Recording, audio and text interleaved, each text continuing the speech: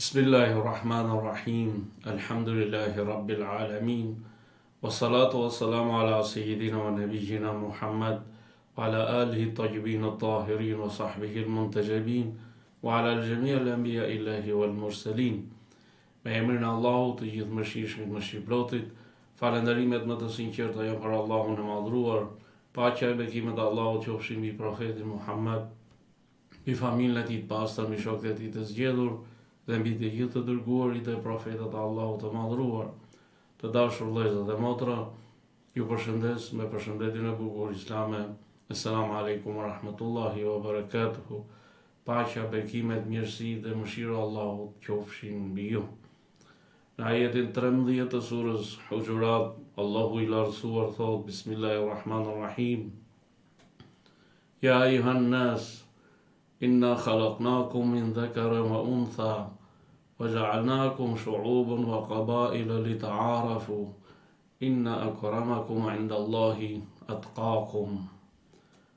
O njerëz, ne ju kemi krijuar për një mashkulli dhe një femre dhe ju kemi bërë popull e fise që të njiheni me njëri tjetrin.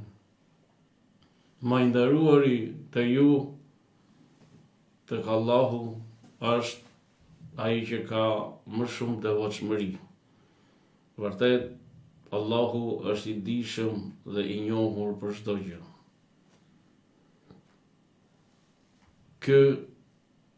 Kjo është një thirrje që njerëzit të komunikojnë, të bashkëpunojnë me njëri tjetrin për ndërtimin e shoqërisë njerëzore. Feja islame i kushton rëndësi të madhe këtij aspekti. Dhe për këtë ajo ka përcaktuar një sër sjelljesh dhe etikash që lidhen me komunikimin me të tjerët. Komunikimi dhe njohja mes njerëzve janë natyrë lindur tek njeriu. Njeriu nuk mund të plotësojë nevojat dhe interesat e tij duke qëndruar i izoluar nga të tjerët. Njeriu shtyhet nga natyra e tij dhe nga nevoja për të komunikuar me vëllain e tij njeri. Sepse Allahu e ka krijuar pra njeriu në qenie sociale dhe jo që të jetojë në vetmi. Islami është fe e natyrshmërisë, e natyrës së pastër të lindur, al-fitra.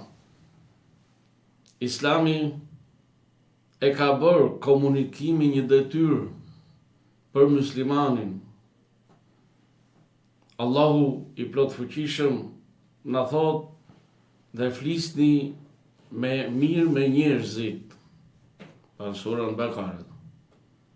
Pra është e domosdoshme që njeriu të komunikojë me të tjerët, por me etikë, me sjellje sa më të mirë. Sikur i dashuri i zemrave tona, profeti Muhammed sallallahu alaihi wa alihi, të qëndronte në shtëpinë e tij dhe të mos i takonte njerëzit, atëherë mesazhi islam, kjo mirësi e madhe për mbar njerëzimin dhe jo vetëm për muslimanët, nuk do të kishte arritur njerëzve, qoftë se profeti do të qëndronte në shtëpinë dhe nuk do të komunikonte me njerëz. Por profeti ynë i dashur, paqja e bekimet e Allahut qofshin mbi të dhe mbi familjen e tij, shkonte tek njerëzit, takohej me ata, bisedonte dhe u sqaronte atyre udhëzimin dhe dritën që i kishte ardhur nga krijuesi i plot fuqishëm, nga Allahu i madhruar. Profeti ishte i kujdesshëm me njerëzit, i dhëmshëm për vuajtjet e tyre, pa komunikim mes njerëzve nuk përhapet e mira, as dija dhe as nuk ndërtohet shoqëria dhe as nuk ndërtohet toka. Islami nuk erdhi për të shkatruar njerëzin, por erdhi për të shkatruar barrierat që mund të ndajë njeriu nga vllai i tij njeri, qoftë në njerëzillik apo në krijim, në besim. Dhe ato barriera janë fanatizmat e çdo lloj ngjyre, mendjemallësia, arroganca, urrëtia, smira dhe dyshimet e këqija, të gjitha e të tjera, të gjitha këto janë barriera që e ndajnë njeriu nga vllai i tij njeri. Prandaj Islami i lufton rrepsisht të barriera dhe dëshiron që njerëzit të komunikojnë me njëri tjetrin, të bashkëpunojnë me njëri tjetrin, ta duajnë njëri tjetrin, ta respektojnë njëri tjetrin. Kurani i shenjtë dhe syneti i bekuar i profetit Muhammed sallallahu alaihi wa ali janë të mbushur me udhëzime që na nxisin për të folur mirë, për të përdorur një gjuhë të bukur, për të përzgjedhur fjalën e mirë që ndreq dhe nuk prish. Ato udhëzime të Kuranit dhe të Sunetit të Profetit na nxisin për etikë të lartë në komunikim e bashkëpunim me të tjerët. Allahu i madhruar thot: o ju që keni besuar, keni frikë Allahun dhe jini me të vërtetën. Pra gjithmonë të jemi me të vërtetën dhe me të vërtetën. Gjithashtu Allahu i madhruar na thot: në sajtën mëshirës së Allahut i drejtohet profetit Muhammed sallallahu alaihi wa ali. Në sajtën mëshirës së Allahut i ishe i butë me ta, pra me njerëzit. E sikur të ishe i vrazhd dhe i ashpër në zemër, ata do të ishin shpërndar prej teje. Dhuna, terrori, vrazhësia, ashpërsia, kur nuk sjellin mirësi, veç se të këqija kam. Gjithashtu në surën Ky ajet pra ishte në surën Ali Imran, pra ajeti 159. Ndërsa i dashur i zemrat tona profeti Muhammed sallallahu alaihi wa ali ka thënë fjala e mirë është sadaka, shlemosh. Pa ti thuash tjetër një fjalë të mirë, është njësoj sikur ke dhënë sadaka. Përveç këtyre që rregullave që përmenden në Kur'an, hadithën e profetit, ka dhe rregulla të shumta, të tjera të qarta, në hadithet e profetit Muhammed sallallahu alaihi wa ali dhe të ehli bejtit të tij të pastër. Ndërto rregulla dhe etika të komunikimit, të bashkëpunimit përmendim. E para, Islami na thot që të jemi vëllezër të devotshëm me njëri tjetrin.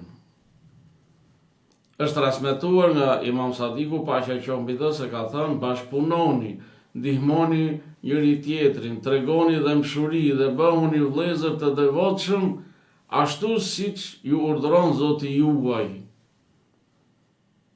Pra kjo një etikë madhështore, pra, të jemi të devotshëm me njëri tjetrin.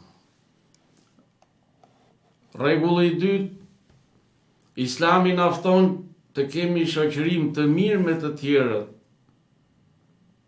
Është transmetuar nga prisi i besimtarëve Imam Aliu, paqja qoftë mbi të, se ka thënë: përzihuni, shoqërohuni pra me njerëzit në atë mënyrë që kur të vdisni, ata të qajnë për ju, dhe kur të mungoni, ata të mërziten për ju.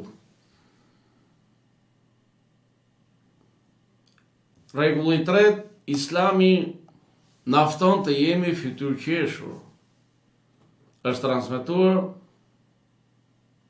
nga Imam Bakr apo Imam Sadik, paqja qoftë mbi ta, se kanë thënë: veprat e mira dhe fytyra e qeshur sjellin dashuri dhe çojnë në xhenet, ndërsa kopratësia dhe fytyra e vrazhd largojnë nga Zoti dhe çojnë në zjarr. Pas sa herë që të takojmë njëri tjetrin pra, apo këdo të jemi pra fytyrëqeshur në jetën tonë dhe jo fytyrë vrazhd. Sepse fytyrëqeshur ishte edhe vula e profeti Muhammed sallallahu alaihi wa ali, i cili është shembulli ynë më i përkryer në jetën tonë të përditshme.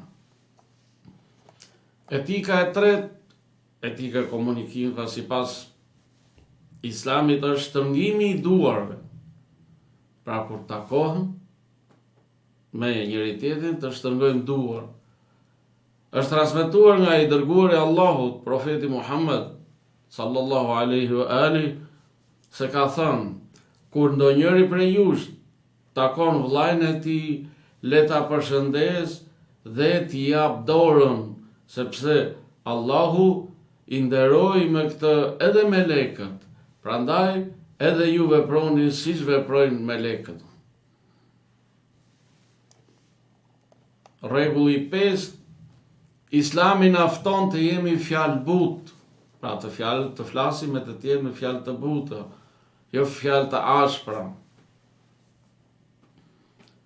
Është transmetuar nga Imam Sadiq, paqja qoftë mbi të, se profeti Muhammed sallallahu alaihi wa ali ka thënë: kushdo që e nderon vëllain e tij musliman me një fjalë të butë dhe e lehtëson nga brenga e tij, ai do të mbetet gjithmonë në hijen e Allahut dhe mëshira e tij për Allahut do të jetë mbi të për aq kohë sa ai të jetë pra në atë gjendje. Pra për aq kohë sa ai është fjalë butë. Çfarë madhështie pra. Vetëm të qenit pra fjalë butë, të zgjedhur të fjalët e buta, fjalët e mirë që ja largojnë brengën dikujt, je i mbuluar nga mëshira e Allahut.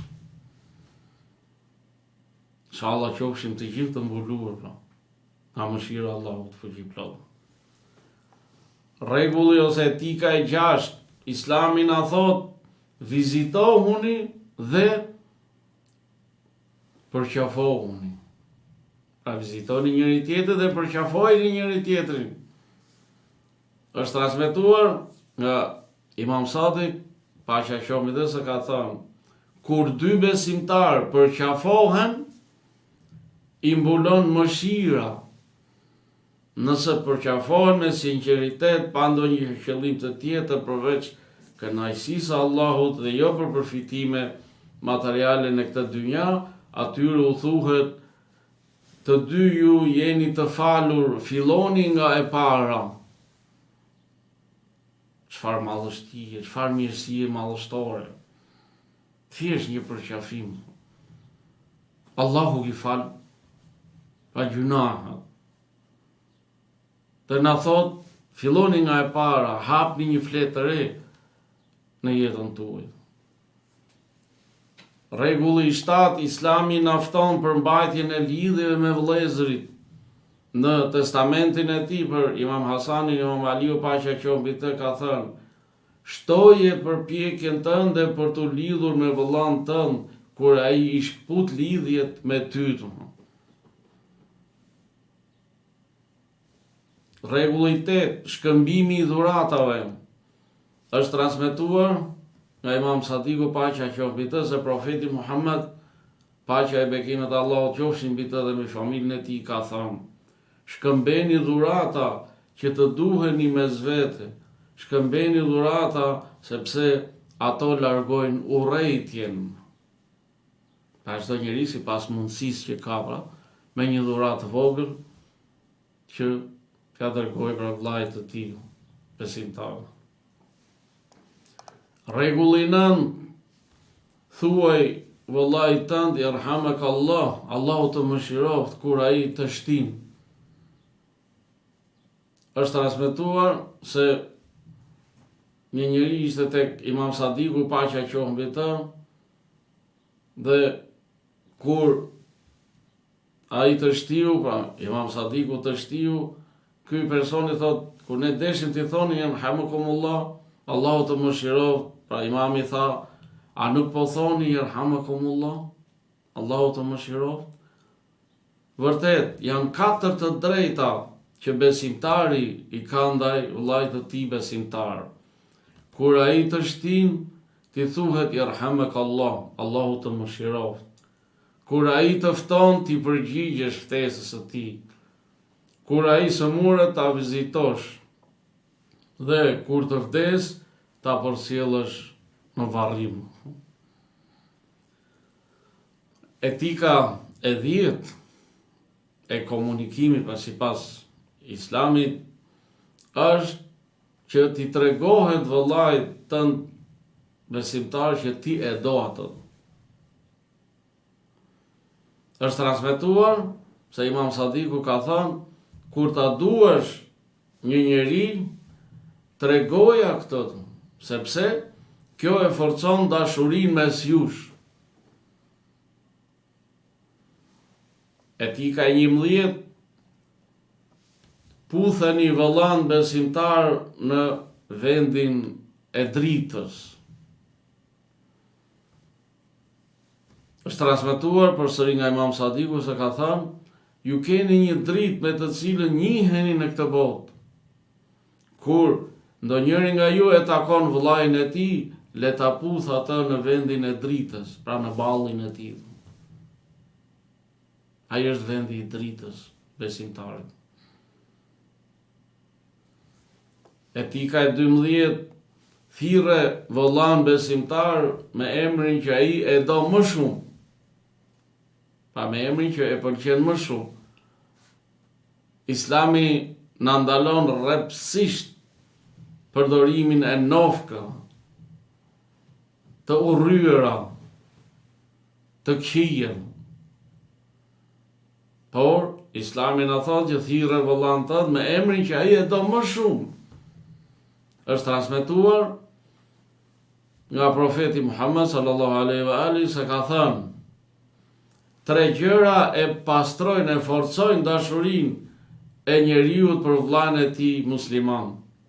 Ta takoj me buzëqeshje kur e sheh, t'i lëshoj vend në tubim kur ulet dhe ta tharras me emrin që ai e do më shumë. Etika e 13 është falja e gabimit vëllait besimtar. Është transmetuar nga prisi i besimtarëve Imam Aliu alayhis salam se ka thënë, më i keqi nga vëllezërit e tu është ai që të detyron të sillesh me diplomaci ndaj tij dhe të strehon që të kërkosh ndjes vazhdimisht. Por, është detyrë e besimtarëve që të falin njëri tjetrin. Edhe të tjerët nëse pra i bëjnë ndonjë të keqe. Etika e 14, dëshiroj vllajt besimtar atë që dëshiron për veten tënde. Sipas një transmetimi ardhur nga Imam Sadiku, ose një person Muhammed ibn Muslim, ka thënë, më erdhi një njeri nga malësia dhe hyra me të te Imam Sadiku paqja qoftë mbi të. Kur po largohej, personi i tha Imam Sadikut, më jep një këshill. Atëherë Imam Sadiku, paqja qoftë mbi të, i tha, të këshilloj të jesh i devotshëm ndaj Allahut dhe të sillesh mirë me vllain tënd musliman. Dëshiroj atij atë që dëshiron për veten tënde dhe urre për atë që e urren për veten tënde. Etika e 15, mos e shkel premtimin që i bën vllait besimtar. Është transmetuar nga Imam Sadiku paqja qoftë mbi të se ka thënë, besimtari është vëllai besimtarit. Ai është syri i tij, është syri dhe udhërofyesi i tij. Nuk e tradhton, nuk i bën padrejtësi, nuk e mashtron dhe nuk ja ulpa, nuk e shkel, nuk e shkel atij premtimin e dhënë. dhe etika e 16 dhe e fundit, ndër etikat e shumta të komunikimit sipas Islamit, është mos e përgojo vëllain besimtar pas prishjes së lidhjes me të. Ka raste që njerëz grinden, ndoshta arsye të ndryshme, por edhe nëse shkpusin lidhjet, Islami thotë që mos e përgojo vëllain tënd, pra kur ti i shkput lidhjet, prishen lidhjet me atë. Transmetohet nga Imam Aliu, paqja qoftë mbi të, se ka thënë, mos e përgojo vëllain tënd pas prishjes së lidhjes me të, sepse kështu i mbyll rrugën e kthimit drejt teje. Ndoshta përvojat e jetës do ta kthejnë atë përsëri tek ti. Pra gjithmonë, edhe pse shkputën lidhjet, Islami na fton që të përmendet për mirë dhe të mos përgojohet, pra. Vëllai besimtar. Sa të mrekullueshme këto porosi të fesë së pastër islame. Për këtë na urdhëron Islami. Vallë, a jemi të tillë? A jemi të tillë, pra? Në komunikim dhe bashkëpunim me të tjerët? Në ajetin 33 deri në ajetin 35 të surës Fussilet, le ti dëgjojmë me vëmendje. Përsëri këto ajete përmbajnë një etik mjaft të lartë, mjaft të përkryer të komunikimit.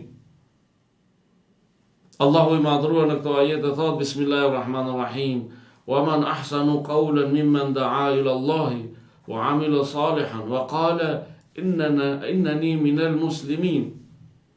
ولا تستوي الحسنة ولا السيئة ادفع بالتي هي أحسن فإذا الذي بينك وبينه عداوة كأنه ولي حميم وما يلقاها إلا الذين صبروا وما يلقاها إلا ذو حظ عظيم. E kush flet më bukur se ai që i fton njerëzit drejt Allahut, bën vepra të mira dhe thot, unë me të vërtet jam musliman. Pra nuk mjafton vetëm të flasësh fjalë të mira, por të bësh edhe vepra të mira, kur i fton të tjerët në rrugën e Allahut, në rrugën e mirësisë, në rrugën e shpëtimit, në rrugën e lumturisë. Nuk barazohet tek mira me të keqen, thot Allahu. Të keqen ktheje me të mirë, dhe jo me të keqe, thot Kurani. Pra të keqen ktheje me të mirë, e atëherë armiku yt do të bëhet me njëherë mik i ngushtë. Ky virtyt udhërohet vetëm atyre që durojnë dhe vetëm atyre që kanë një fat të madh. Inshallah qofshim prej atyre që flasin mirë, bëjnë vepra të mira, e kthejnë të keqen me të mirë. Allahu na mbarsoft, na begatoft të gjithë, Allahu na bëft për atyre që i dëgjojnë porosit dhe i zbatojnë në jetën e përditshme dhe porosit më të përkryera janë porosit e Kuranit, profetit Muhammed dhe familjes e tij të pastër të ndritur. Allahu ju ruajt, ju begatoft, ju familje tuaja, kudo që t'jeni, insha Allah, qofshim për atyre që mbartin etikat më të bukura për bashkëpunim dhe komunikim me njëri tjetrin. Wassalamu alaikum wa rahmatullahi wa barakatuhu. Paqja, bekimet, mirësi dhe mëshira Allahut qofshin mbi ju.